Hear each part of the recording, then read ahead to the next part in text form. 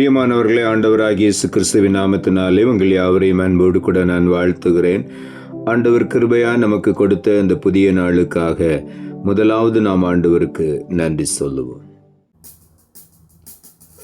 உறுதியாய் பற்றி கொண்டோ உம்மையே நம்பி உள்ளோ, உறுதியாய் பற்றி கொண்டோ உம்மையே நம்பி உள்ளோ.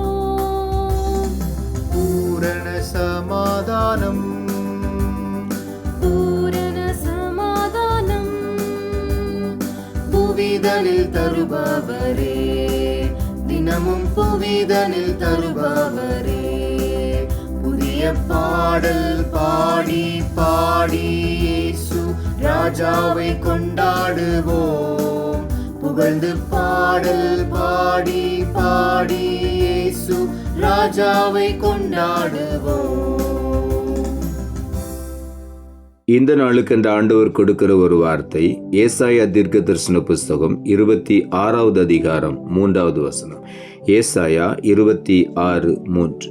உம்மை உறுதியாய் பற்றி கொண்ட மனதை உடையவன் உம்மையே நம்பியிருக்கிறபடியால் நீர் அவனை பூரண சமாதானத்துடன் காத்து கொள்வீர். இந்த காலை வேளையில் ஆண்டவருடைய வார்த்தை சொல்லுகிறது, கர்த்தரை உறுதியாய் பற்றி கொண்ட மனதை உடையவன். நாம் ஆண்டவரை உறுதியாய் பற்றி கொண்ட மனம் நமக்கு இருக்கும் பொழுது, கர்த்தரை முழுவதுமாய் நம்பி இருக்கிறபடினாலே ஆண்டவர் நம் ஒவ்வொருவரையும் பூரண சமாதானத்தோடு கூட காத்து கொள்வார் என்று இங்கே ஆண்டவருடைய வார்த்தை சொல்லுகிறது. உறுதியாய் ஆண்டவரை நாம் பற்றி கொள்ள வேண்டும். அப்படி பற்றி கொள்ளும் பொழுதுதான் இந்த பூரண சமாதானத்தை நாம் பெற்றுக்கொள்வோம். ஆகவே இந்த காலை வேளையில் அநேக சூழ்நிலைகளிலே நாம் சமாதானத்தை இழந்து போயிருந்திருக்கலாம்.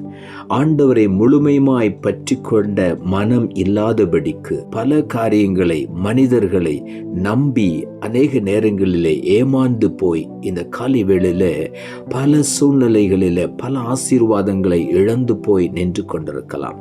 இன்றைக்கு ஆண்டவர் எல்லா இழப்புகளையும் ஆண்டவர் மறுபடியும் மாற்றி அவரை முழுமையுமாய் நம்பி அந்த இழந்த ஆசீர்வாதங்களை இன்றைக்கு நாம் ஒவ்வொருவரும் பெற்றுக்கொள்ள ஆண்டவர் உதவி செய்வார்.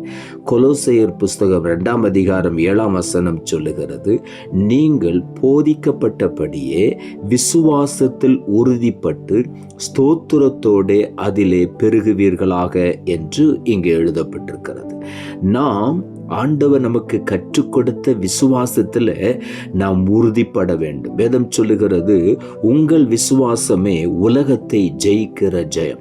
நம்முடைய விசுவாசம் கர்த்தர் மேல் உறுதியாக இருக்கும் பொழுது நாம் அந்த விசுவாசத்திலே நிலை நின்று அதில் நாம் பெருகி கொண்டே இருக்க வேண்டும். அந்த விசுவாசத்திலே நாம் பெருகுவதற்கு நமக்கு மிகவும் தேவை ஸ்தோத்திர பலி. ஆண்டவரை ஸ்தோத்திரத்தோடு கூட நாம் மகிமைப்படுத்தி கொண்டே இருக்கும் பொழுது அந்த விசுவாசத்தின் பெருக்கத்தை நாம் பார்க்கிறோம். விசுவாசம் பெருகும் பொழுது அநேக அற்புதங்களையும் அதிசயங்களையும் ஒவ்வொரு நாளும் நாம் அனுபவித்து கொண்டே இருப்போம். ஆகவே தேவன் மேல் வைத்திருக்கிற விசுவாசத்திலே உறுதியாய் நிற்க வேண்டும்.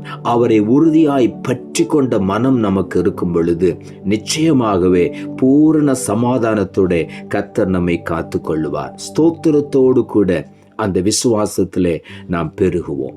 உபாகம புஸ்தகம் 30ஆம் அதிகாரம் 20வது வசனம் சொல்லுகிறது, உன் தேவனாகிய கர்த்தரில் அன்பு கூர்ந்து அவர் சத்தத்திற்கு செவி கொடுத்து அவரை பற்றி கொள்வாயாக, அவரே உனக்கு ஜீவனும் தீர்க்காயுசுமானவர் என்றான் என்று இங்கே எழுதப்பட்டிருக்கிறது. தேவனாகிய கர்த்தரில் நாம் அன்பு கூற வேண்டும். ஆண்டவரிடத்தில் அன்பு கூறுகிறது என்றால் அவருடைய கற்பனைகளின்படி நடக்கிறது தான் அவரிடத்தில் அன்பு கூறுகிற ஒரு அனுபவம். ஆண்டவருடைய கற்பனைகள், வேத வசனங்கள், கட்டளைகள் ஒவ்வொன்றுக்கும் நாம் செவி கொடுத்து அதற்கு கீழ்ப்படிந்து அதன்படி நடக்கிறது தான் ஆண்டவரிடத்தில் அன்பு கூறுகிற காரியம். நாம் அப்படி அன்பு கூர்ந்து அவருடைய சத்தத்திற்கு நாம் கவனமாய் செவி கொடுத்து ஆண்டவராகிய இயேசுவை பற்றி கொண்டு இருக்கும் பொழுது நமக்கு என்ன ஆசீர்வாதத்தை ஆண்டவர் வைத்திருக்கிறார். ஜீவனையும் தீர்க்காயுசையும் தருவேன் என்று வாக்கு பண்ணி இருக்கிறார். இந்த காலை வேளையில நமக்கு ஜீவனையும் பலனையும் கொடுத்து தீர்க்காயுசையும் கொடுத்து நம்மை ஆசீர்வதிப்பார். ஆகவே இந்த காலை வேளையில உள்ளத்தின் ஆழத்திலிருந்து ஆண்டவருக்கு நாம் நன்றி சொல்லுவோம். சங்கீதங்களின் புஸ்தகம் 25 அதிகாரம் 2 சொல்லுகிறது, என் தேவனே உம்மை நம்பி இருக்கிறேன், நான் வெட்கப்பட்டு போகாதபடி செய்யும், என் சத்துருக்கள் என்னை மேற்கொண்டு மகிழ விடாதேயும் என்று தாவீது எழுதுகிறார். உம்மையே நான் நம்பி இருக்கிறேன் ஆண்டவரே, நான் ஒருபோதும் வெட்கப்பட்டு போகாதபடி செய்யும் என்று இங்கே எழுதுகிறார். என் சத்துருக்கள் என்னை மேற்கொண்டு அவர்கள் மகிழ்ந்து களி கூறக்கூடாது, அவர்களை மேற்கொள்ள விடாதிரும் என்று சொல்லி இங்கே தாவீது சொல்லுகிறார். என் தேவனே நான் உம்மை நம்பி இருக்கிறேன். இந்த காலை வேளையில நாம் கர்த்தரை நம்பும் பொழுது ஒருபோதும் வெட்கப்பட்டு போக மாட்டோம். இதுவரையிலும் வெட்கத்தை அனுபவித்த எல்லா இடத்திலும் ஆண்டவர் சொல்லுகிறார், உன்னை நான் கீர்த்தியும் புகழ்ச்சியுமாய் வைப்பேன், உன் வெட்கத்திற்கு பதிலாக இரட்டத்தனையான பலனை உனக்கு கொடுப்பேன் என்று. ஆகவே இந்த காலை வேளையில உற்சாகமாய் நாம் ஆண்டவரை துதிப்போம். யோபு புஸ்தகம் 5 அதிகாரம் 24 இப்படியாய் சொல்லுகிறது, உம்முடைய கூடாரம் சமாதானத்தோடு இருக்க காண்பீர், உம்முடைய வாசஸ்தலத்தை விசாரிக்கும் போது குறைவை காணமாட்டீர் என்று இங்கே எழுதப்பட்டிருக்கிறது. ஆகவே ஆண்டவர் பூரண சமாதானத்துடன் நம்மை காத்து கொள்ளுவார். நம்முடைய கூடாரத்தை, நாம் தங்கியிருக்கிற ஸ்தலத்தை சமாதானத்தினால் ஆண்டவர் நிரப்புவார். அது மாத்திரமல்ல, நம்முடைய வாசஸ்தலத்தை விசாரிக்கும் போது ஒரு குறைவையும் பார்க்கவே முடியாது. ஹல்லேலூயா. இந்த காலை வேளையில நம்முடைய குறைவுகள் எல்லாம் நிறைவாக்குகிற ஆண்டவர். இதுவரையிலும் பல ஆசீர்வாதங்களிலே நீங்கள் குறைவுபட்டு போதுமான பொருளாதார வருமானம் இல்லாதபடி, பல சூழ்நிலைகளிலே சரீரத்திலே அடிக்கடி வியாதிப்பட்டு பூரணமான ஒரு சமாதானம் இல்லாதபடி, பலவீனம், வியாதி என்று சொல்லி, மருத்துவம் என்று சொல்லி அங்குமிங்கும் அலைந்து கொண்டிருக்கிற வாழ்க்கையை மாற்றி நம்முடைய கூடாரத்திலே சமாதானம் தங்கி இருக்கும்படி ஆண்டவர் உதவி செய்வார். பூரண சமாதானத்துடன் நம்மை காத்து கொள்வேன் என்று இன்றைக்கு வாக்கு கொடுக்கிறார். ஆகவே உள்ளத்தின் ஆழத்திலிருந்து ஆண்டவருக்கு நாம் நன்றி சொல்லுவோம். நாம் ஜெபிப்போம். அன்புள்ள ஆண்டவரே, கிருபையா நீர் கொடுத்த இந்த புதிய நாளுக்காய் மறுபடியும் உமக்கு நன்றி செலுத்துகிறோம். ஆண்டவர் கொடுத்த ஜீவனுள்ள வார்த்தைக்காக நன்றி. உம்மை உறுதியாய் பற்றி கொண்ட மனதை உடையவன் உம்மையே நம்பி இருக்கிறபடியால் நீர் அவனை பூரண சமாதானத்துடன் காத்துக்கொள்வீர் என்ற வார்த்தையை கொடுத்தீர்.